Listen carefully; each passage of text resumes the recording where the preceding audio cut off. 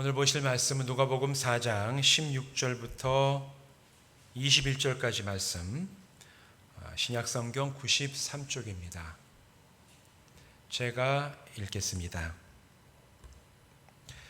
예수께서 그 자라나신 곳 나사렛에 이르사 안식일에 늘 하시던 대로 회당에 들어가사 성경을 읽으려고 서심해 선지자 이사야의 글을 들이거늘 책을 펴서 이렇게 기록된 데를 찾으시니 곧 주의 성령이 내게 임하셨으니 이는 가난한 자에게 복음을 전하게 하시려고 내게 기름을 부으시고 나를 보내사 보로된 자에게는 자유를 눈먼 자에게 다시 보게 함을 전파하며 눌린 자를 자유롭게 하고 주의 은혜의 해를 전파하게 하려 하심이라 하였더라. 책을 덮어 그 맡은 자에게 주시고 앉으시니 회당에 있는 자들이 다 주목하여 보더라. 이에 예수께서 그들에게 말씀하시되 이 글이 오늘 너희 귀에 응하였느니라 하시니. 아멘. 우리 기도하고 말씀 나누겠습니다. 하나님, 오늘도 우리가 함께 예배하게 하심을 감사합니다. 코로나로 인해서 어려운 시절일수록 참 우리가 예배의 귀중함을 알게 하시고 이제껏 모이게 하셨던 주님의 그 큰 은혜가 얼마나 크고 깊은지를 헤아리게 하여 주시옵소서. 또 우리가 말씀 나눕니다. 성령님 이곳에 오셔서 이 말씀이 우리의 영을 깨우는 진리의 말씀이 되도록 조명하여 주시고 우리의 삶의 깨달음이 있고 우리의 삶의 기준이 되는 놀라운 은혜와 역사도 있게 하여 주시옵소서. 예수님의 이름으로 축복하며 기도하옵나이다. 아멘. 이 시간 이 자리에 모여서 또 온라인으로 함께 예배하는 모든 성도님들 주님의 이름으로 축복합니다. 우리가 지난주일 말씀 나눌 때 우리 지난주일 말씀은 특별히 광복 기념주일 예배로 드렸지요. 그래서 출애굽기에서의 본문을 가지고 억압받고 고난 중에 있는 자들을 해방하시는 이 하나님에 대한 이야기를 이제 나눴습니다. 그러면서 이 출애굽기 말씀이 특별히 우리 역사 가운데 또 한국교회 초창기 일지차에서 신앙생활하던 우리 믿음의 선배들에게 왜 그토록 은혜가 되고 소망이 되고 힘이 되었었나? 왜냐하면 억눌림 속에 있었기 때문에 우리 민족이 똑같이 이스라엘이 곧 우리의 상황과 같았구나. 그런 이스라엘을 사랑하시고 구원하시고 해방하셨던 그 하나님의 능력과 은혜가 오늘 이 나라 이 민족에도 향하고 있음을 우리 믿음의 선배들이 깨달았기 때문에 특별히 이 해방의 말씀이 더 우리 민족에게 큰 의미가 있었다라고 말씀을 드렸습니다.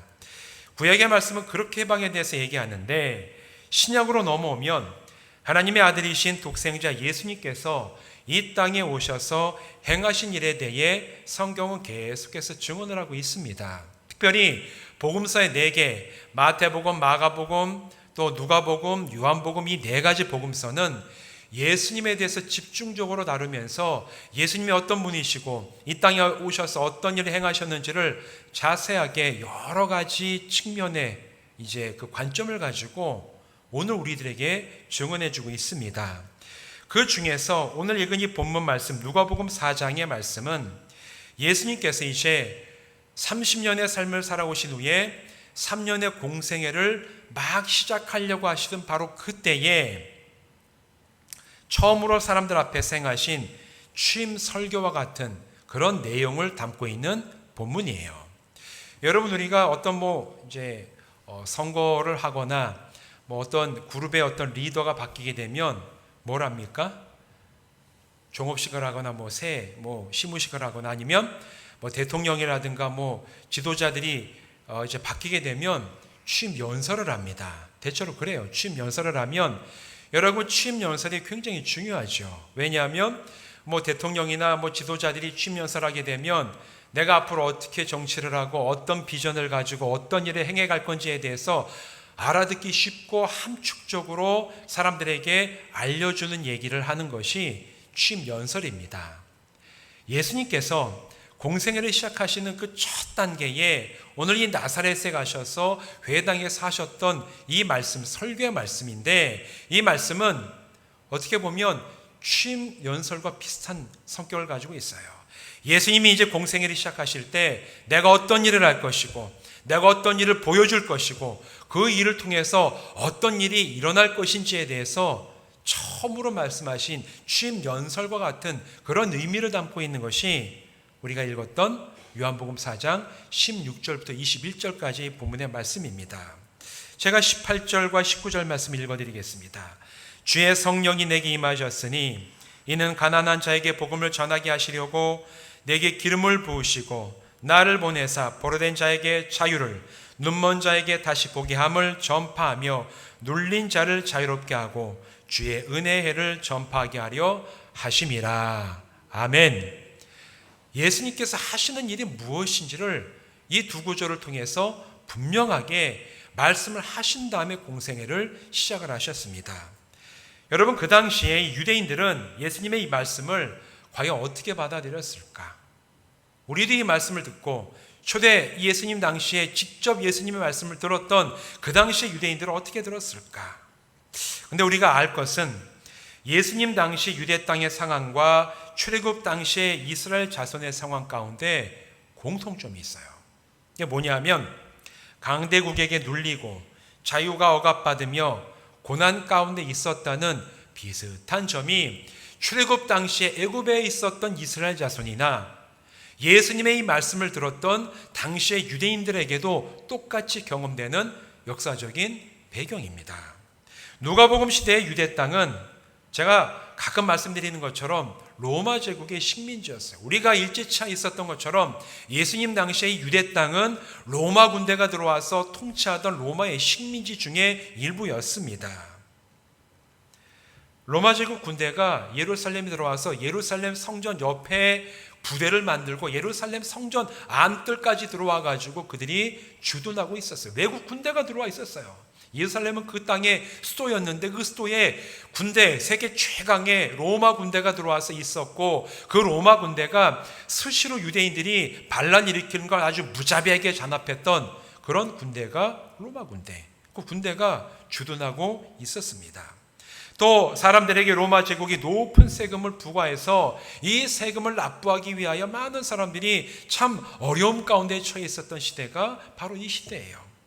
더군다나 유대 땅에서는 유대인들은 하나님에 대한 신앙을 가지고 살아오던 그런 민족이었음에도 불구하고 로마 제국이 들어오면서 그리스 로마 문화가 들어왔고 또 제국은 로마의 황제를 신으로 숭배하라고 굉장히 강요하고 억압하는 그런 일들이 유대 땅에서 일어나고 있었어요.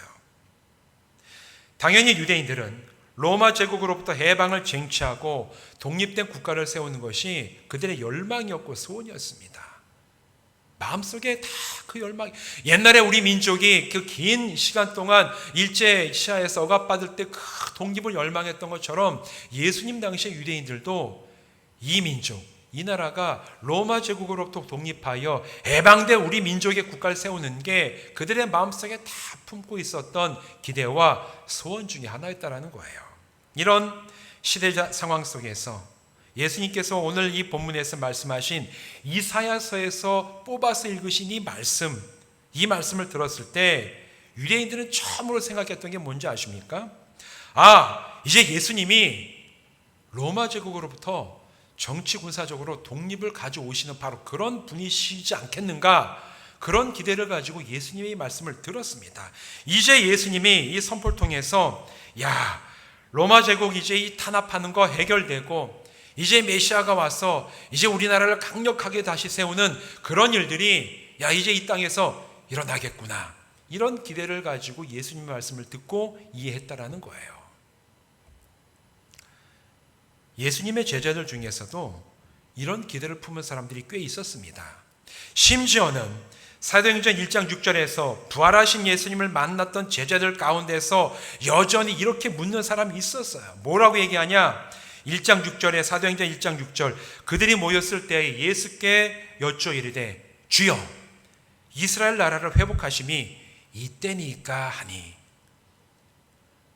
예수님이 죽으셨다가 부활하셨어요. 죽으신 걸 다 봤습니다. 부활하신 예수님을 만났는데 이 예수님을 만났음에도 예수님이 부활하셨기 때문에 이제 부활하신 예수님이 능력을 가지고 로마 제국을 물리치고 독립된 나라를 세우시고 이스라엘을 회복하시는 바로 그런 일을 행하시겠구나, 그런 기대가 유대인들 사이에 마음속에 굉장히 깊이 박혀 있었다는 겁니다. 심지어 부활하신 예수님을 만난 제자들조차도 야, 예수님 부활하셨으니까 이제 이스라엘을 독립시키는 때가 이제입니까? 예수님에게 와서 물어보는 사람이 있었다라고 성경은 증언을 합니다. 그런데 예수님은 로마 제국으로부터 정치 군사적 해방과 자유에 대해서 기대하던 이런 유대인들의 기대에 응답하지 않으셨어요. 복음서를 보면 예수님이 기적을 행하시면 사람들이 막 몰려들어서 예수님을 따라다닙니다. 그 들판에서 오병이어의 기적을 행하신 다음에 예수님이 배를 타고 다른 곳으로 가셨더니만 사람들이 다 몰려와요. 배를 타고 예수님 막 따라오고 땅을 통해서 막 오고, 그때 예수님이 그들을 통해서 뭐라고 말씀하십니까? 너희들이 왜 나를 따라오느냐? 너희가 빵을 먹고 배부르고 나를 삼아서 왕을 삼으려 하는구나. 나는 너희들의 그 왕이 되게 하려는 그런 노력과 열망에 부응할 마음이 없음을 예수님은 여러 번에 걸쳐서 말씀을 하십니다. 예수님은 유대인들이 로마 제국으로부터 해방되고 싶어하는 그런 강력한 정치적인 독립에 대한 열망을 아시고 계셨지만, 그러나 예수님은 그런 기대에 부응을 하지 않으셨어요. 왜냐하면 예수님이 선포하신 해방과 치유와 자유케 함은 그들의 기대보다도 더 실존적이며 더 근본적인 차원의 것이었기 때문에 단지 눈에 보이는 이스라엘 민족만의 해방, 아니면 몇 사람들만의 어떤 그런 자유함을 위해서 예수님이 이 땅에 오신 것이 아니라는 것을 성경은 오늘 우리에게도 증언하고 있습니다. 구약의 출애굽의 이야기는 이스라엘 자손이 겪었던 실제적인 애굽의 억압과 눌림과 고난으로부터 해방시키신 하나님의 능력과 은혜에 대해서 오늘 우리들에게도 분명하게 선언을 해주는 말씀이에요. 그래서 우리 믿음의 선배들에게도 그렇게 큰 은혜가 되고 소망이 되었던 말씀이 맞습니다. 그런데 이스라엘 자손이 겪었던 그 고통, 애굽에서의 억압과 착취, 여러분 이런 것들이 어디에서 옵니까? 이스라엘 자손이 겪었던 그 심한 억압과 착취가 어디에서부터 옵니까? 그게 오는 통로는 정해져 있어요. 인간의 마음속에 있는 죄로부터 오지요. 사람이 사람을 대할 때 하나님의 형상을 따라 지음받은 거룩하고 존엄한 존재가 아니라 내가 부려먹고 내가 사용할 수 있는 어떤 나보다 열등한 그런 존재로 여기는 죄악된 마음이 사람들의 마음속에 있기 때문에 억압하고 착취하고 빼앗고 죽이는 거 아닙니까? 지금 이번 한 주간 동안 계속 신문에 나오는 아프가니스탄 사태 여러분 다 들어서 아시죠? 거기에 나오는 이슬람 근본주의자들의 그런 모습이 바로 그래요. 사람을 사람으로 대하지 않는 겁니다. 나와 종교가 다르면 막 찔러 죽이고 총으로 쏴 죽여도 쟤는 존엄함이 없는 존재로 여기기 때문에 그 종교가 잘못된 거예요. 애굽에서 탄압당했던 이유, 착취당했던 이유도 마찬가지예요. 애굽 사람들의 그 마음속에 있었던 죄악 때문에 그런 거 아닙니까? 또 그 사회를 구성하는 사회를 지배하고 있는 인간의 탐심 때문에, 탐욕 때문에 사람이 사람을 통치하고 지배하고 억압하고 사람을 갖다 강에다 갖다 버리라고 하는 그런 일들이 일어났던 상황이 출애굽 상황이에요. 궁극적인 원인은 죄에 있습니다. 인간의 죄로부터 그런 악한 일들과 악한 사회 구조가 나온다라는 얘기예요. 그런데 출애굽기의 이야기는 종살이하던 이스라엘의 해방에 대해서 이야기하고 하나님이 어떻게 그 해방을 가져오셨는지에 대한 얘기는 들려주고 있지만, 그러나 구약의 출애굽이 근본적인 인간의 죄의 문제를 해결하지는 않아요.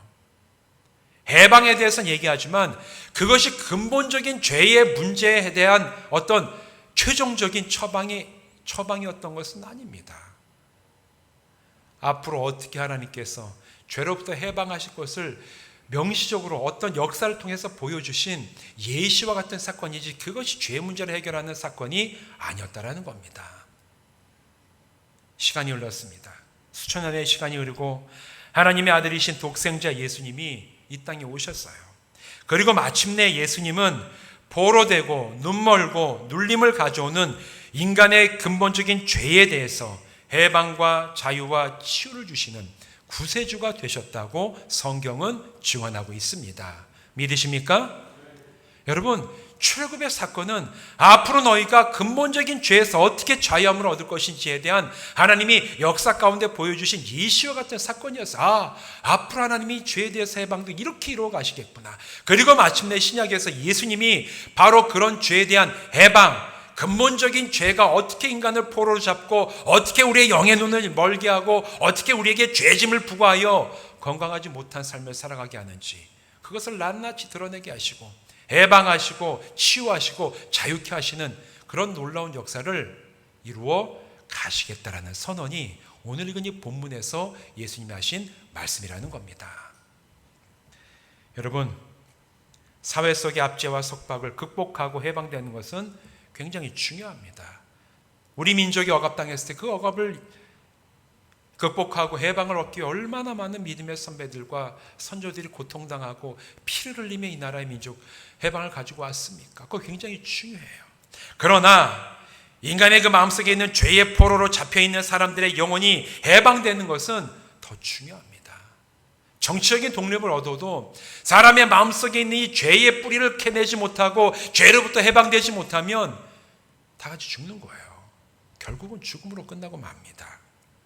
또 어떤 사람이 아픈 육신이 치유되는 것은 정말 중요하죠. 몸이 안 아파본 사람은 몰라도 아파본 분은 건강이 얼마나 중요한지, 그리고 우리 아픈 몸이 회복되는 게 얼마나 중요한지 경험해 보신 분들은 알아요. 그러나 영이 죽어 하나님께로부터 멀어졌음에도 그 상태가 얼마나 비참한지를 알아보지 못하는 영적인 맹인의 상태 가운데 있어서 그 영적인 눈이 치유되어 뜨는 것이 여러분들에게 더 중요한 줄로 믿습니다. 멀어버린 우리 영의 눈이 치유되고 떠서 볼 수 있게 돼야 돼요. 또 우리가 살아가다 보면 여러 가지 차원에서 우리의 삶을 내리누르는 무거운 짐들이 있죠. 때로는 경제적인 문제, 때로는 관계, 때로는 공부, 때로는 취업, 여러 가지 우리의 어떤 힘과 노력과 지혜 가지고 해결하지 못하는 여러 가지 문제들이 우리의 삶을 내리누를 때가 있어요. 그것들을 해결해 나가는 것이 삶의 어떤 모습이자 우리에게 주어진 인생의 어떤 해결의 과제라고 생각을 합니다. 그런데 그것도 중요하지만 우리의 삶을 온전하지 못하게 끌어내리는 죄의 짐으로부터 자유함을 얻는 것은 더 중요한 줄로 믿습니다. 죄의 짐에서 자유함을 얻고 죄짐에서 내가 풀어나 온전하게 살아갈 수 있는 그 삶을 살아가는 것이 궁극적인 자유함을 누릴 수 있는 길이라는 얘기예요. 오늘 읽은 이 말씀에서 예수님이 해방과 치유와 자유케 됨에 대해서 말씀하시는 것은 인간이 처한 근본적인 영적인 현실에 대해서 이야기하고 계신 것입니다. 단지 내가 정치적인 어떤 내 인생의 어떤 문제, 어떤 육신의 돌봄, 어떤 치유의 문제, 이것도 예수님이 물론 거기에 대해 관심 계시지만 더 근본적으로 나를 얽어매고 포로 만들고 나를 휘두르고 내 삶이 온전치 못하게 하고 내 눈이 멀어지게 만드는 죄와 사망의 권세에서 해방과 자유와 치유케됨을 주시는 것이 예수님이 이 땅에 오신 가장 궁극적인 목적인 줄로 믿습니다. 그렇기 때문에 이 말씀은 2000년 전 유대인들뿐만 아니라 오늘 우리들에게도 똑같이 중요한 영적인 진리의 말씀이에요. 이게 만약에 2000년 전에 유대인들에게만 그들의 어떤 민족의 독립만을 얘기한다면 우리랑 무슨 상관이 있겠습니까? 그러나 예수님의 말씀은 어느 한 민족, 어느 한 시대의 어떤 문제를 해결하는 것이 아니라 인간의 그 근본적인 죄의 문제를 보게 하시고 해결하게 하시고 자유케 하시는 것이기 때문에 오늘 우리에게도 똑같이 중요하고 똑같이 의미가 있고 똑같이 진리로 받아들여야 되는 말씀이라는 거예요. 여러분, 우리는 2021년 대한민국에서 살아갑니다. 지난주에도 말씀드렸지만 우리가 이 땅에서 살아간다는 게 얼마나 복받은 건지, 우리 참 잊고 지낼 때가 얼마나 많이 있습니까? 저도 그래요.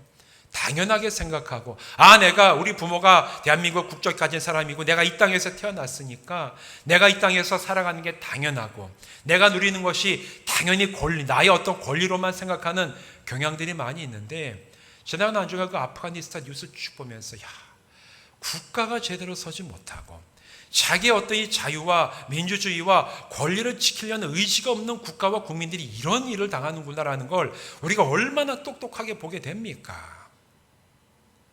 어린아이들이 그 공항에 모여서, 여러분 신문 보셨죠? 어떻게든지 이 나라를 나가야 되는데 있으면 죽을 것 같으니까 비행기는 타지 못하고 밖에 매달려가다가 하늘에서 막 떨어지면 사람이 죽는 모습이에요. 그게 사람들이 촬영한 게 막 유튜브에 올라오는데 그걸 보면서 저는 굉장히 경악을 했어요. 사람이 죽는 모습이 이제 이렇게 지키는구나. 자유도 없고 인권도 없고 종교에 대한 어떤 자유는 더더군다나 찾아볼 수 없이 인간이 인간 대접, 인간 납치 못하는 그런 상황 가운데 처해 있는 아프가니스탄이나 북한이나 이런 나라는 우리나라 비교할 수도 없죠. 우리는 그런 나라들과 비교할 수 없는 자유와 부유함과 권리를 가지고 살아가는, 우리가 지금 살아가는 나라, 이 땅이 우리에게 그렇게 사실 좋은 곳입니다. 그러나 우리가 지금 대한민국의 자유와 권리를 누리고 살아가고 있음에도 불구하고 우리 주위에 하나님을 알지 못한 채 죄와 사망에 매여 살아가는 사람들이 여러분 얼마나 많이 있습니까? 정치적으로는 자유로워요. 종교적으로도 자유를 누립니다. 그러나 그들의 심령마다 죄에서 자유함을 누리지 못하고 죄와 사망의 권세에 매여서 결국에는 죽을 수밖에 없는 인생을 살아가는 그런 사람들이 우리 주변에 얼마나 많이 있냐라는 얘기예요. 이 땅의 것이 전부인 줄 알고 열심히 살아갑니다. 그러나 마지막 죽음 앞에 달았을 때, 내가 살아온 것이 죽음을 넘어서지 못하는구나, 이걸 깨닫고 낙심하고 두려워하고 절망하는 사람들도 많습니다. 죄의 짐에 눌려서 온전하고 건강한 삶을 살아가지 못하는 사람들은 또 얼마나 많이 있습니까? 스스로 이런 눌림과 얽매임을 해결하려고 하다가 결국 실패하는 사람들도 많습니다. 이게 인간의 한계예요. 여러분, 그들에게는 십자가 복음이 필요합니다. 정치적인 자유, 육신의 건강, 삶의 어떤 여러 가지 어려움을 해결하는 것도 분명히 중요하지만 그들에게 그것만큼이나 아니면 그것보다 더 중요한 것이 예수 십자가 복음인 줄로 믿습니다. 왜냐하면 복음이 없이는, 십자가에서 죽으신 예수님만이 모든 고통과 문제의 근원이 되는 죄에서 해방시키시고 자유케 하시며 그로 인해서 얻게 된 상처와 아픔을 치유하시는 우리의 구세주가 되시기 때문인 줄로 믿습니다. 여러분, 이 진리를 믿으십니까? 받아들이십니까? 고백하십니까? 다른 이들도 이 진리가 필요하다는 사실을 인정하십니까? 그렇다면 우리가 나가서 전해야 돼요. 당신도 예수가 필요해. 십자가 복음이 당신에게 필요합니다. 우리가 자유롭지만 죄에서 해방되어야 됩니다. 이 영적인 진리를 전하는 여러분 되시기를 주님의 이름으로 축원드립니다. 로마서 8장 2절의 말씀 이렇게 얘기를 합니다. 이는 그리스도 예수 안에 있는 생명의 성령의 법이 죄와 사망의 법에서 너를 해방하였습니다. 누가 해방하십니까? 예수 안에 있을 때 성령의 법이 죄와 사망의 법에 매여 있어도 우리를 온전히 자유케 하시는 능력이 된다라고 그렇게 선포하고 있어요. 오늘도 예수 십자가 복음을 믿고 받아들이는 사람만이 죄와 사망의 법에서 해방될 수가 있습니다.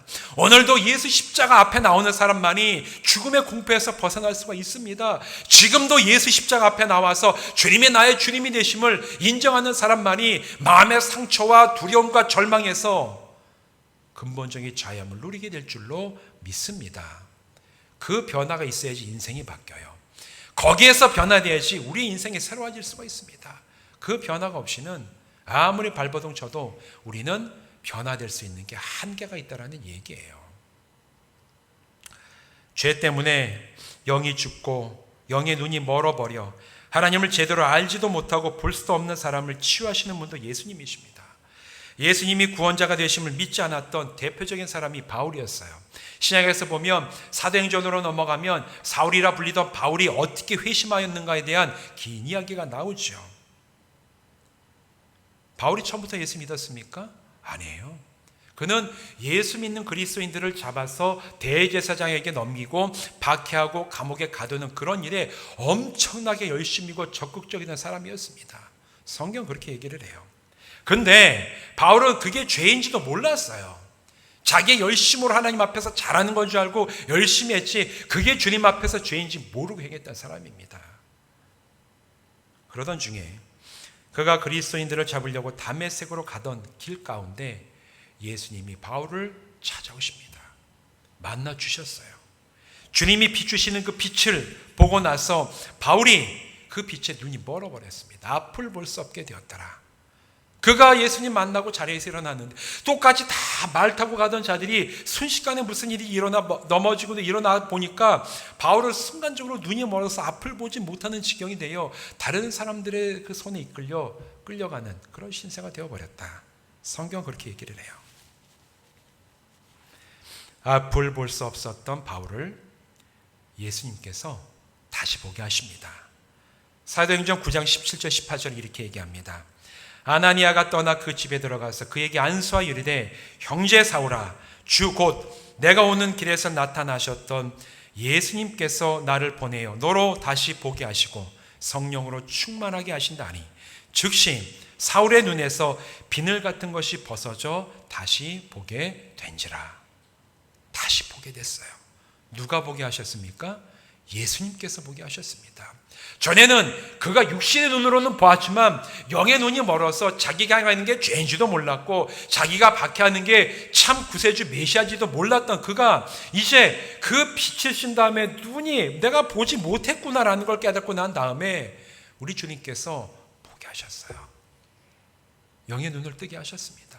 이제 진리가 무엇인지 깨닫게 하셨고 자기가 어떻게 살아가야 되는지를 보게 하셨고 내가 무엇을 위해서 목숨을 걸어야 되는지를 온전히 파악하며 보게 하시는 역사가 예수님을 통해서 바울에게 일어난 줄로 믿습니다.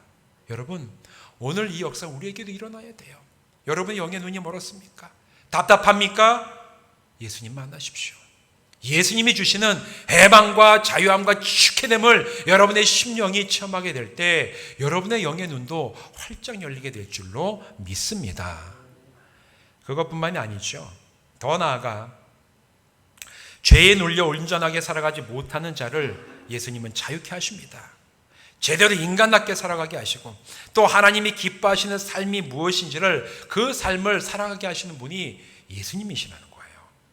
대표적인 사람이 세리장 삭개오입니다. 삭개오에게는 여러 번 드렸죠.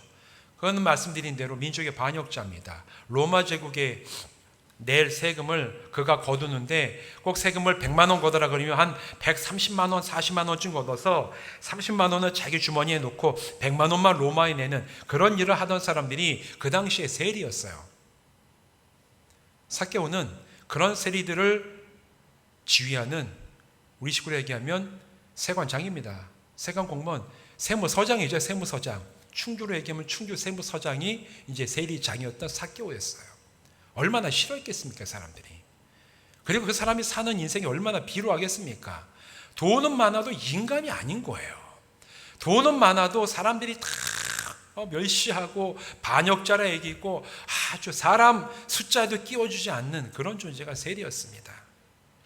그런데 죄인으로 손가락질 받으며 살던 그가 예수님 만나서 삶이 변했어요. 예수님 만나고 주님이 그 집에 들어가시고 그와 함께 식사하시며 대화하실 때 그가 주님 앞에서 변했습니다. 그리고 나서 누가복음 19장 8절 9절 이렇게 얘기하죠. 삭개오가 서서 주께 여짜오되 주여 보시옵소서 내 소유의 절반을 가난한 자들에게 주겠사오며 만일 누구의 것을 속여 빼앗은 일이 있으면 내 갑절이나 갚겠나이다.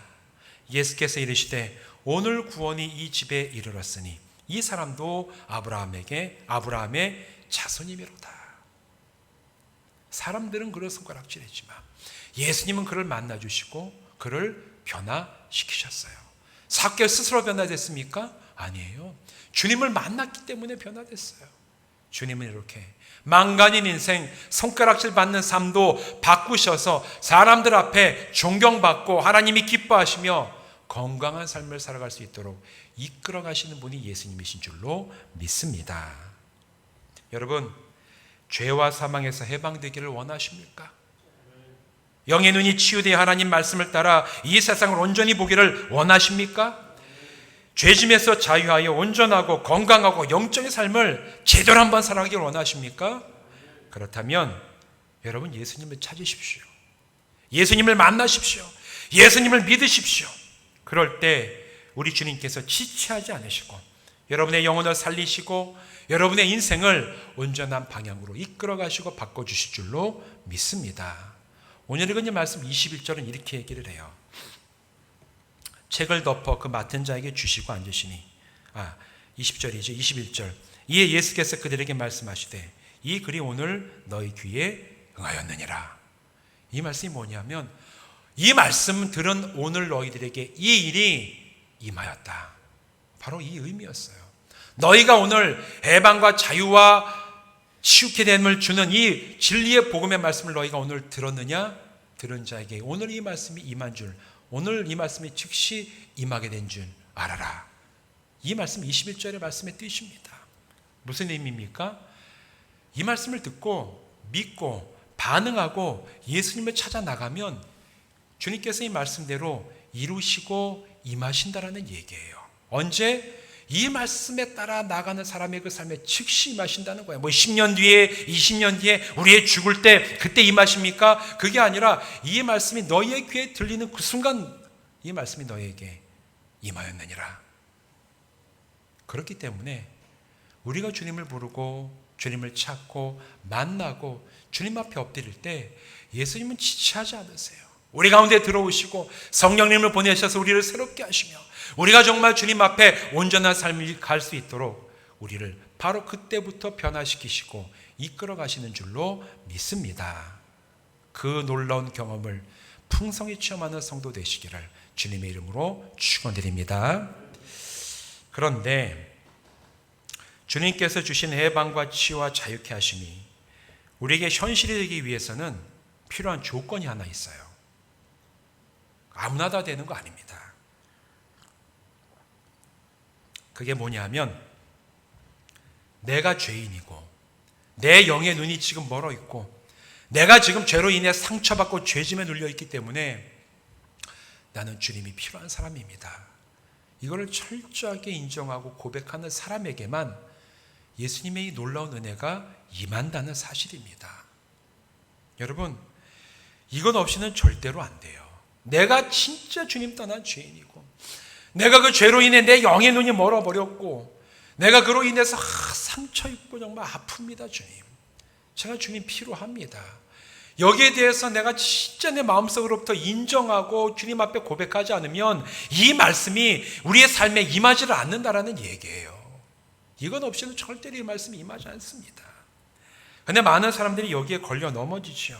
나는 죄인이 아니라고 얘기합니다. 예수 믿는 거 좋은데 예수님이 좋은 도덕 선생님이지. 당신 죄인이라고 얘기하면 내가 왜 죄인이야? 나는 죄인이 아니야. 내가 왜 눈을 못 봐? 난 제대로 볼 수 있어. 내 삶의 기준은 정상적이고 내 꿈은 정말 좋고 내가 살아가는 삶이 남들 나만큼 살라고 그래. 나 정도만 살라 그래. 이렇게 생각하는 사람들이 사실 대부분이죠. 자신이 죄인이며 죄의 짐에 눌려있고 내가 이 죄로 인해 상처받는 걸 치유받아야 된다는 그런 사실을 인정하지 않습니다.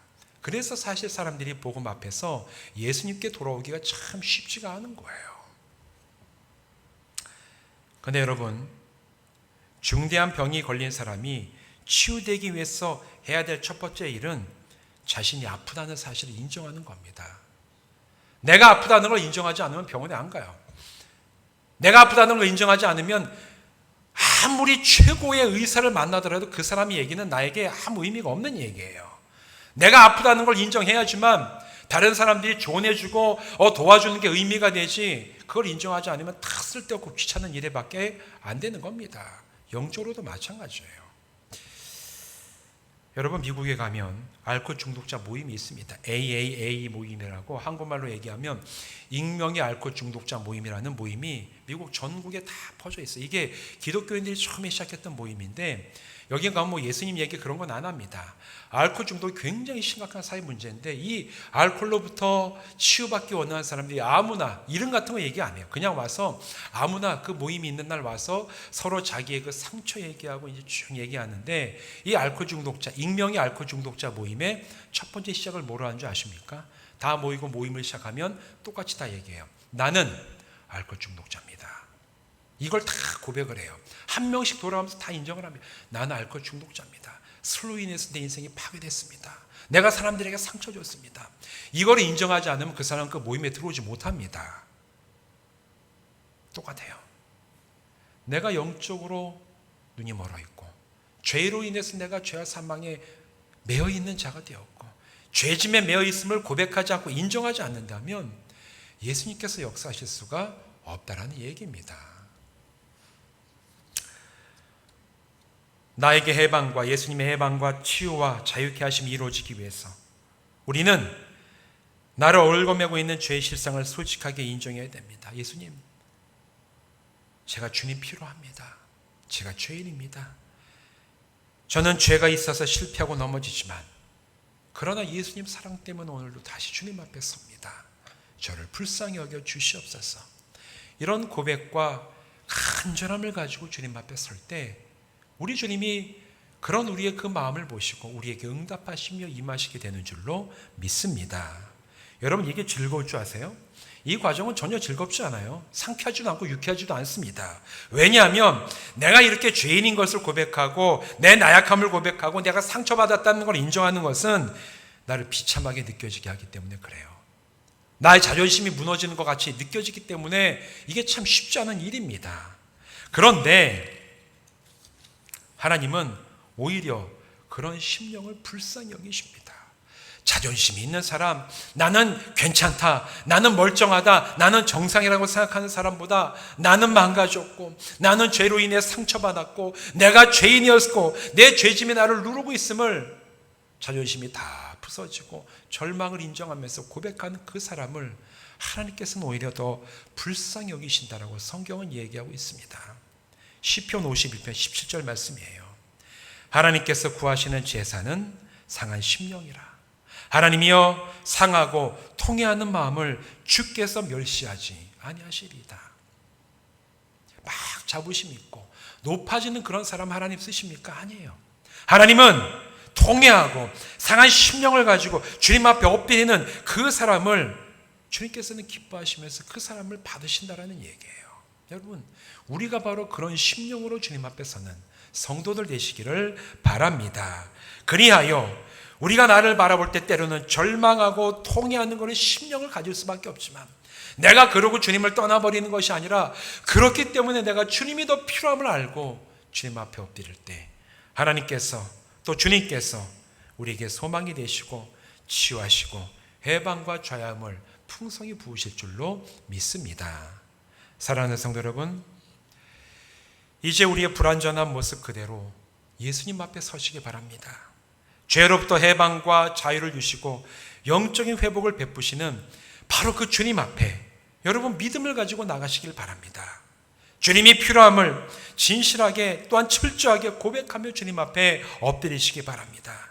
그리하여 이 말씀 가운데서 약속하신 것처럼 우리가 이 말씀을 읽었을 때 우리 귀에 들렸을 때 그 말씀이 우리에게 임하는 것처럼 우리가 주님께 엎드리는 그 순간 우리를 죄에서 해방하시고 자유케 하시고 치유하시는 우리 주님의 그 사랑과 능력이 여러분의 삶과 인생을 놀랍게 변화시키시는 그 일들이 매일매일의 삶 속에서 풍성하게 일어나 아름다운 열매 맺는 성도의 삶 되시기를 주님의 이름으로 축원드립니다. 기도하시겠습니다.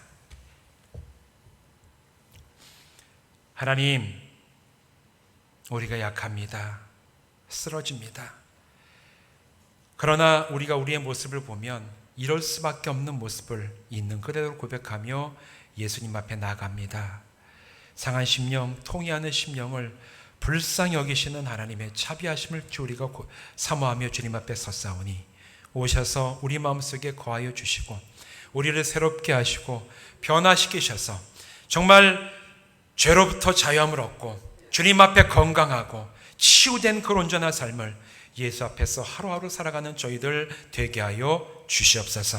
예수님의 이름으로 간절히 축복하며 기도하옵나이다. 아멘.